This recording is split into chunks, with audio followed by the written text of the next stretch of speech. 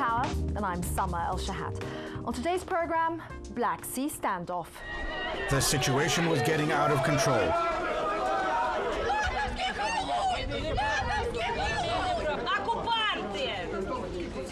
The Crimean Peninsula was once part of Russia, but in 1954, in a gesture to mark 300 years of supposedly indivisible union, Soviet Premier Nikita Khrushchev transferred it to the Ukraine. But when the USSR broke apart in 1991, the newly independent Republic of Ukraine kept the Crimea and the strategically important Black Sea port of Sevastopol. The Russian Navy, meanwhile, clung on to its naval base there. After years of tense negotiations, in 1997, the two countries cemented this uneasy status quo in a 20-year agreement.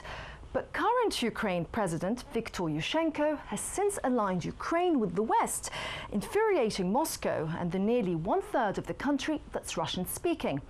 Facing elections next January, Yushchenko has vowed not to renew the base agreement when it expires in 2017. A prospect that will leave Russia cut off from its only warm water port. As Richard Setburn reports, Russia and Ukraine are now on a collision course over the country's future, and Sevastopol, with its Russian majority and Black Sea fleet, is the flashpoint. The port city of Sevastopol, on the Crimean Peninsula, is home to the navies of two countries, Ukraine and Russia. They share this Black Sea harbor, but their relations, like those of their respective countries, are tense. In 2008, the Moskva, flagship of Russia's Black Sea fleet, returned home from battle off Georgia. Ukraine's pro-Western government sided with Georgia, but the overwhelmingly Russian inhabitants of this Ukrainian city gave it a rapturous welcome. They were delighted with Russia's readiness to send its forces into a neighboring country, and hopeful that a newly resurgent Russia would reverse Ukraine's alignment with the West. Alexander Karabayev and other pro-Russians often demonstrate in the streets of the city, waving Russian flags and proclaiming, "Sevastopol is Russian." Севастопольский ритуал – это реакция севастопольцев на властную политику. The marches begin at the monument of Catherine II, who conquered Crimea. They end at the Eternal Flame, commemorating Russia's sacrifice defending the city in World War II. Alexander comes often to clean the World War II battle site where the Soviet Army made its last stand in 1942. As the years have passed, nostalgia for Russia has only grown among Crimea's ethnic Russian community. Много людей здесь погибло. Здесь, вот на этих скалах, находятся люди, которые в таком святом месте мусорят. Today, the war in Georgia is over, and the Moskva sits peacefully in harbor. But like their two navies, native Ukrainians and ethnic Russians live side by side, but divided in this nation of nearly 50 million. While the majority Ukrainian population and government seek to steer the nation towards the West, the large minority Russian population wants to align the country with Moscow. The Crimea, with its balmy weather and beautiful landscape, has historically been a favorite holiday destination for Russians.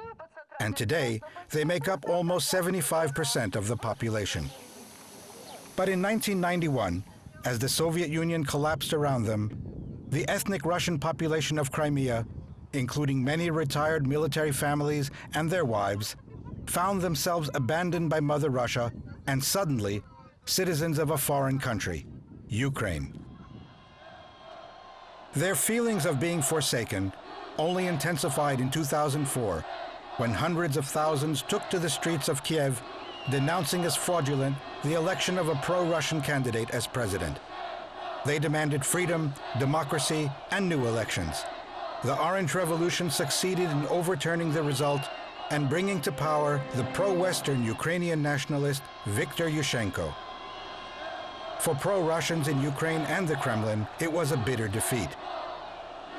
For Alexander and other Russians in Sevastopol, it was a call to arms. Sergei Markov is a deputy in the Russian parliament and a strong supporter of the Kremlin's policies. He's convinced power in Ukraine was stolen by foreign intervention. Washington wants to strip democracy. Previous presidential election, so-called Orange Revolution, when Viktor Yushchenko one was not democratic. They suppress democracy, they ignore position of the majority of the nation. Yushchenko, hoping to anchor Ukrainian independence, has brought a host of divisive issues to the fore. He's promoted Ukrainian identity and language, moved the country towards membership in NATO, and said the Black Sea Fleet will have to go. All moves designed to distance Ukraine from Russia.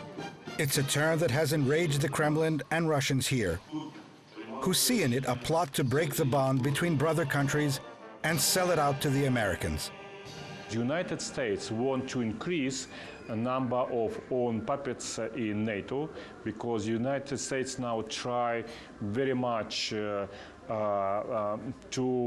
preserve on domination of the European continent. One of the goals of the war in South Ossetia to create artificial crisis between Russia and the West, to have imitation of the Cold War, and to impose NATO to the Ukrainians.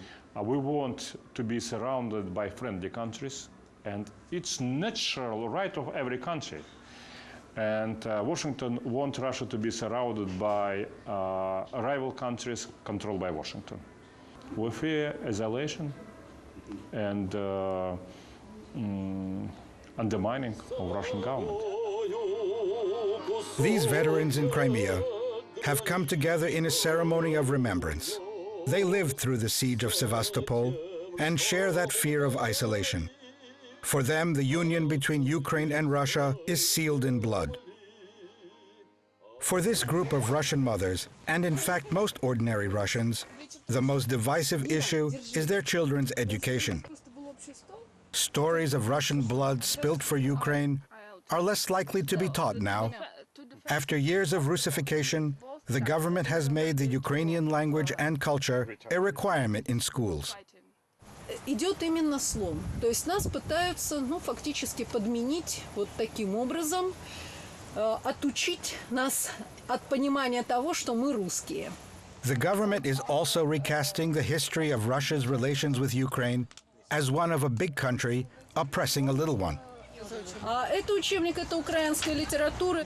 Как можно размещать произведения фактически русофобского характера? Мы просто отказались вообще от этих учебников и покупаем учебные пособия там, за свои деньги, да. Что идет целенаправленная государственная программа уничтожения русских и вообще как нации. Ассимиляция. For many Russians, it's all part of a sinister plan to separate and promote hate between two great Slavic nations that share 350 years of common history. It's the plan to have apartheid against Russians. They want to suppress it. They want just to ignore absolutely Russian identity. This is the office of the former Soviet KGB in Sevastopol. The Ukrainian government has its own take on history. They've ordered all files of the Soviet Security Service opened as part of a campaign to portray the Soviet period as one of communist oppression and suppression of Ukraine's identity. Vitaly Olshensky has come to find out about his father, who was arrested in the 30s. Дело вашего отца. Вот он, видите, понимаете, я, конечно, растерялся, прослезился. Значит, написано, что, по сути дела, он был руководителем группы. Расстреляли почти всех. У нас с квартиры, как говорится, выгнали сразу же, без всяких, враги народа. Konstantin Zarodnev runs an internet site called Sevastopol Info. He believes Crimea should secede from Ukraine and unite with Russia, a sentiment widely felt here since Yushchenko came to power. Такая вещь называется севастопольский патриотизм. But unlike the majority, Konstantin is prepared for acts of civil, even violent disobedience. У нас в основном молодежь, а молодежь – это протестный электорат, как это говорится. И молодежь требует не только каких-то выплесков в интернете. Самое актуальное – это попытка привить любовь к Украине через ненависть к России. Tensions finally boiled over in the run-up to the war in Georgia in the summer of 2008, when the Ukrainian-appointed local government attempted to put up a commemorative plaque. И вот на этом месте были установлены леса. И вот видно даже место, где они пилили подпорную стену Графской пристани, которая относится к памятнику. An angry crowd gathered. Попрошу покинуть территорию. Вот и Саратов. Посмотри, что делают. Посмотри, что делают. Милиция! Alexander decided to take matters into his own hands.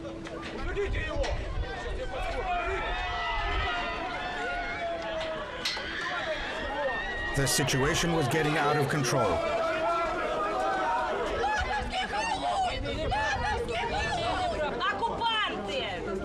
Overwhelmed, the authorities backed off, and the plaque was thrown into the port. Они не пройдут.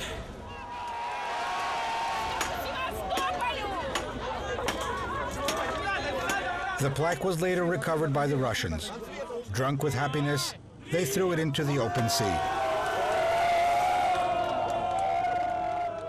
After the break, Ukrainian solidarity.